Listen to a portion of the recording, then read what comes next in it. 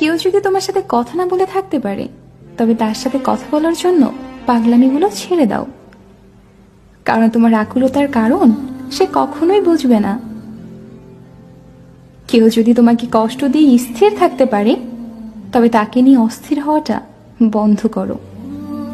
মানসিকভাবে শক্ত হও, কারণ তোমার কষ্ট তাকে কখনোই বিচলিত করবে না।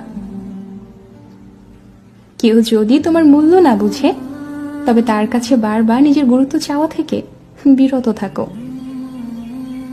কারণ সে কখনোই তোমার কদর করবে না।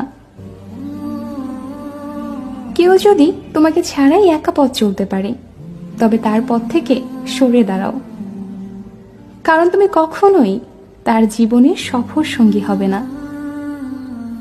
মোট কথা, কেউ যদি তোমাকে তার জীবনে চায়, তবে তাকে আঁকড়ে ধরো।